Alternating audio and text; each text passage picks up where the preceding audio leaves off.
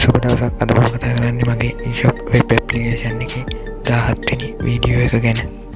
මේකෙදි අපිට කතා කරන්න තියෙන්නේ product activation සහ deactivation කරන process එක ගැන. අපිට බලා ගන්න පුළුවන් මෙතන my product කියන එකට ගියාම අපිට මෙතන හැම product එකක් ගාම button එකක් තියෙනවා බලා ගන්න පුළුවන්. අපිට මේ button එකෙන් පුළුවන් product එක activate කරන්න සහ deactivate කරන්න.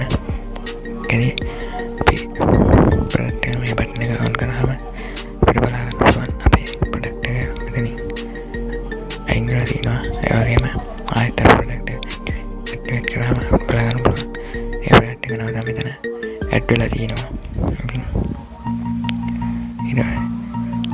අපිට මේ database එකේ බලා ගන්න පුළුවන් අපේ product එක activate කරලා තියෙද්දී database එක අපිට එක කියලා පෙන්නනවා.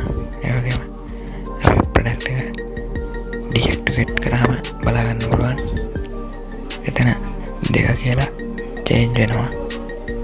දැන් ඒ විදිහට තමයි ඒක database එකේ update වෙන්නේ. අපි දැන් බලමු මේක coding part එක කොහොමද තියෙන්නේ කියලා. හරි බලා ගන්න පුළුවන් මේ විදිහට තමයි මම මේක code කරගෙන තියෙන්නේ. මෙතන බලා ගන්න පුළුවන් label එකක් add කරලා අපේ activate button එක හදාගෙන තියෙනවා. ඒක මම status එක ID එක තමයි අරගෙන තියෙන්නේ. ඒක ID එක හදාගෙන තියෙනවා. ඊට පස්සේ මම මේක JavaScript පැත්තෙන් හදාගෙන තියෙන විදිය බලමු.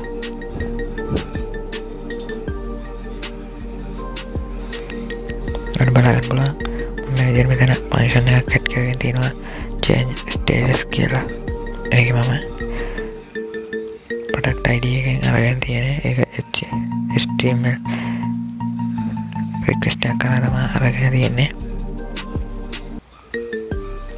ඒකේ ඔය activate වුණාම deactivate වුණාම page එක reload වෙන්න කියලා හදලා තියෙනවා. නැත්තම් letter response ගන්න හදලා තියෙනවා. ඒක මම get method එකෙන් තමයි server side එකට අරන් ගිහලා තියෙන්නේ. ඒක change status press.php කියලා තියෙන්නේ. අපි මේ පැත්තට ගියම බලන්න පුළුවන් මම මෙතන connection එක add කරගෙන තියෙනවා. ඒ වගේම database එකේ search query එකක් දාගෙන තියෙනවා select all from product ID කියලා අපේ product එක search කරගෙන තියෙනවා.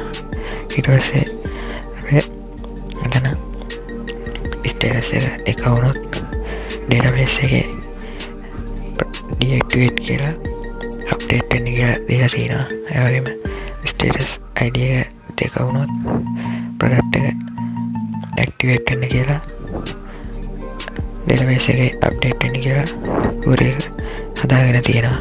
ඉතින් මේක තමයි මේ process එක අපිට කතා කරන්න තියෙන්නේ. නැවතත් ඊළඟ වීඩියෝ එකෙන් හමු වෙමු.